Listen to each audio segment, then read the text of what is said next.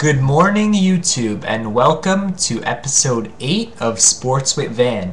We have a great show for you, a lot of topics to cover, so let's get started. We're actually going to start with baseball. So this week, both local teams, the New York Mets and the New York Yankees, made some moves. So we're going to give you in-depth coverage on these moves and let you know how it will impact both teams for the future. So first, the New York Mets signed Joe Rausch to a contract. Joe Rausch is significant because he is the tallest player in Major League Baseball history. He is 6 feet 11 inches tall. The New York Mets signed him to a one-year deal. Last year, he was the setup man for the Toronto Blue Jays. Then the Mets traded their center fielder Angel Pagan to the San Francisco Giants in exchange for the Giants center fielder Andres Torres and the Giants middle reliever Ramon Ramirez. Angel Pagan and Andres Torres are basically the same type of player.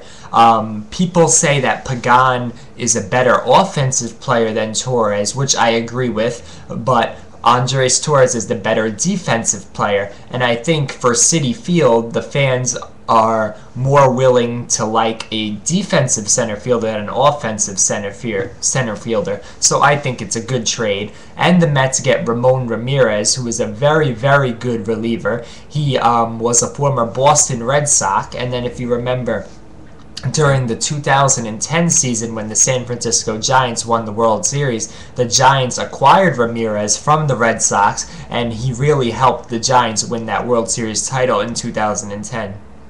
And lastly, the Mets have signed the former Toronto Blue Jays closer Frank Francisco. Frank Francisco will close for the Mets in 2012. So the Mets now have an 8th inning guy, a 9th inning guy, and even a 7th inning guy. They have Ramon Ramirez to pitch the 7th inning, Joe Rausch to pitch the 8th inning, and Frank Francisco to pitch the 9th inning. I think this is a very lethal 7-8-9 combination. I called these three players, once the Mets acquired them, the Nasty Boys. The Nasty Boys was a nickname given to the Philadelphia Phillies relief corps in the 1993 season when the Phillies made it to the World Series. I don't remember the 7th inning or 8th inning guy, but I remember the 9th inning guy was Mitch Williams, who's currently an analyst on the MLB Network. I'm calling these three relievers that the Mets just acquired the new Nasty Boys, not because they throw 100 miles an hour, because they don't, but because their stuff is absolutely filthy. People are saying Ramon Ramirez has one of the filthiest breaking pitches in all of baseball. So I'm calling these three guys the new Nasty Boys. And I think even though the Phillies, the Marlins, the Braves, the Nationals, on paper, all seem to be better than the Mets, but I think the Mets really have the best bullpen in the National League East because of their moves earlier this week in acquiring these three relievers. And Andres Torres, who's no slouch. He's a very good defensive center fielder. As for the other New York team, the New York Yankees have re-signed Freddie Garcia to a one-year deal. I am not a fan of this move at all. Last year when the Yankees signed Bartolo Colon and Freddie Garcia, I wasn't a fan. I thought Brian Cashman should have signed younger pitchers. Instead, they're signing these veteran pitchers, but they proved me wrong. They both had great years. Now Cashman's bringing Garcia back. I strongly disagree. I don't think that he could repeat the success he had last year, and he's a year older, and he's very injury prone. So I do not agree with this deal. Okay, and now the big news for the Yankees. They submitted a bid for Yu Darvish. Yu Darvish is the best pitcher ever to come out of Japan, and now Yu Darvish will be leaving Japan and will be pitching in the major leagues.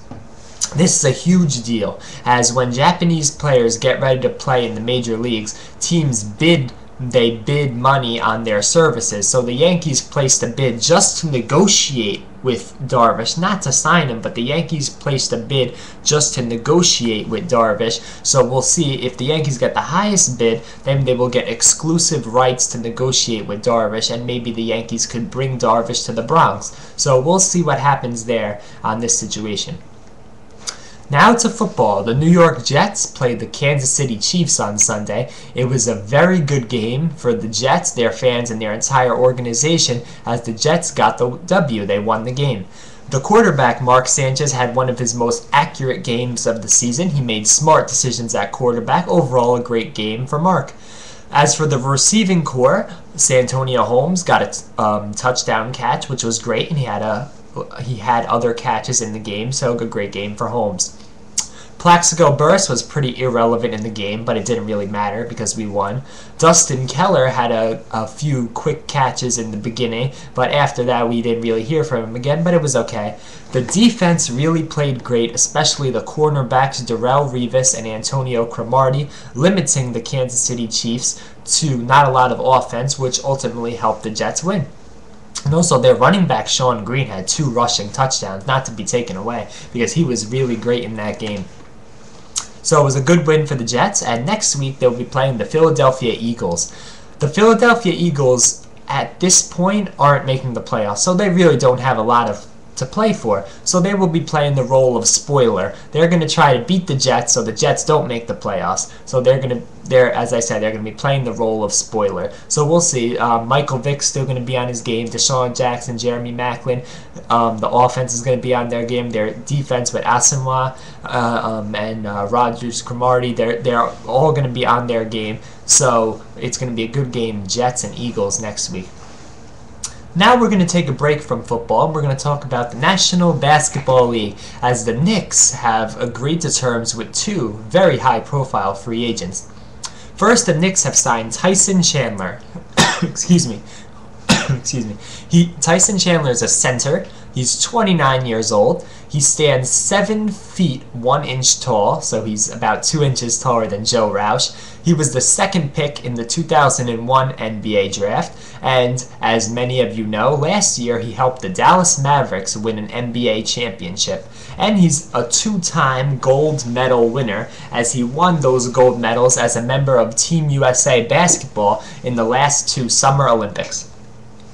The Knicks also signed Mike Bibby, which is very significant because the Knicks did not bring back Chauncey Billups, who's a point guard, so now the Knicks signed Mike Bibby, who's also a point guard, so maybe looking for a combination of Mike Bibby and Tony Douglas to replace Chauncey Billups. He's 33 years old. He's 4 years older than Chandler. He was also the 2nd pick in the draft, but not the 2001 draft, the 1998 NBA draft. He does not have an NBA championship, but he has an NCAA championship with his college team, the Arizona Wildcats. So I like these 2 moves, bringing in Bibby and Chandler. I think both moves will end up being successful for the Knicks.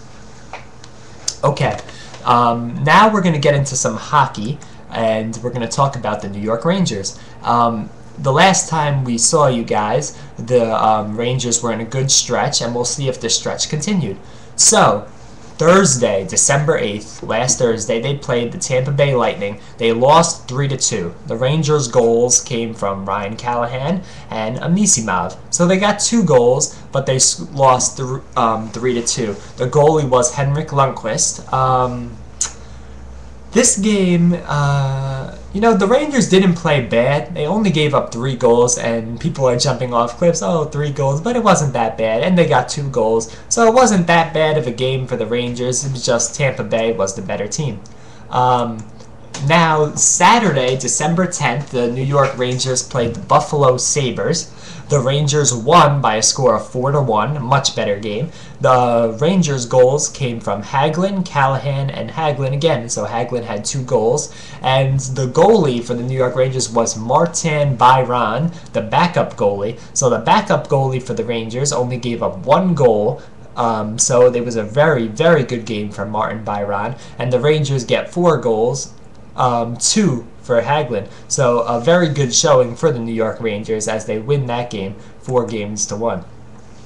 Now this is unusual because excuse me, in the National Hockey League, you usually don't see a team play 2 games in a row on consecutive days. But that happened with the Rangers, as Sunday, December 11, 2011, they played the Panthers. Now, people were saying maybe the Rangers would be a little tired because it's 2 games in a row, but we saw none of that, as the Rangers won 6-1. They scored 6 goals. The goals came from Brad Richards, Anisimov, Derek Stepan, Eminger, Marian Gaborik, and Derek Stepan again. So Derek Stepan scores 2 goals for the Rangers in their 6-1 win. The goalie was Henrik Lundqvist, and he had a phenomenal game, as he only gave up 1 goal. So a very, very good game for the Rangers.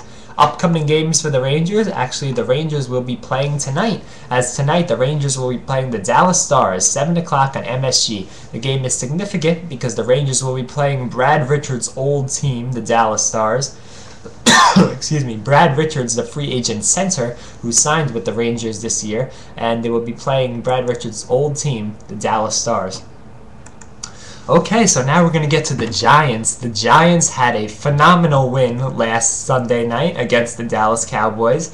Really, if you're talking about epic games for the year, this Giant-Cowboy game is going to rank really high, as the Giants got the win, and the epic moment came at the end of the game when the Dallas Cowboys were looking for a field goal to tie the game, but Jason Pierre-Paul, the young player for the Giants, batted down the field goal, and the field goal did not go through the uprights, so the Giants ended up getting the win. Pierre-Paul had a great game. Not only did he block that field goal, but he actually had a safety earlier in the game, which led to the Giants getting the win. So a great game for Pierre-Paul. The offense really played good. Eli Manning was phenomenal. The receivers and the defense played okay, so it was really a good game for the New York Giants. There were 8 lead changes in this game.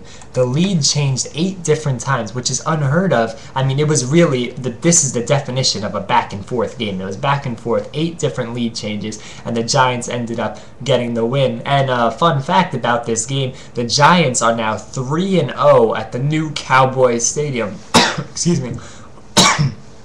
So, the Cowboys have never beaten the Giants at the new Cowboy Stadium, which is interesting. So now next time the Giants come to the new Cowboy Stadium to play, the Cowboys players are probably going to have that in the back of their head, that we've never beaten these Giants at our new stadium. So that's going to be very interesting to see. Okay.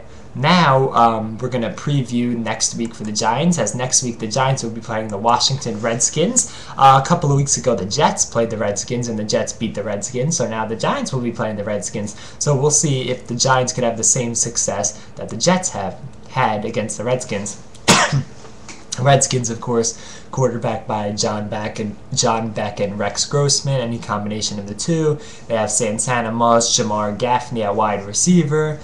Chris Cooley, their very talented tight end, I believe is injured, so he won't be playing. They have a good defense, so we'll see if the Giants could get the win over the Redskins in a NFC East divisional matchup.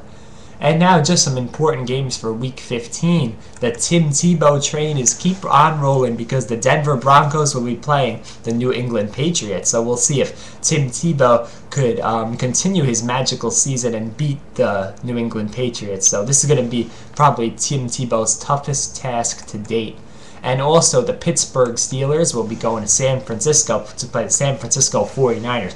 2 great teams. 2 teams that will probably end up making the playoffs. San Francisco having a great year. I believe they only have 1 to 3 losses, so they're having a great year. And Pittsburgh is defying the odds. Even with Ben Roethlisberger, getting banged up, they're still winning games. So we'll see what happens there in these 2 games. Okay, so this was a good episode of Sports with V.A.N. We reviewed the Jets and the Chiefs. We previewed the Jets and the Eagles. We reviewed the Giants and Cowboys. We previewed the Giants and Redskins. We talked about important games for Week 15. We discussed the Knicks signings of Tyson Chandler and Mike Bibby. And we also discussed hockey. We talked about the Rangers, their last 3 games, and their upcoming game. So this was a very, very good episode of Sports with V.A.N. We'll see you next week for Sports with V.A.N. episode 9. So we're almost at that 10 mark. So we'll see you next week for Sports with V.A.N. episode 9. I want to thank you guys all for watching. We really appreciate it. The show wouldn't be the show if we didn't have you guys viewing our show. So we have 30 seconds left. So thank you. We'll see you again next week. See you.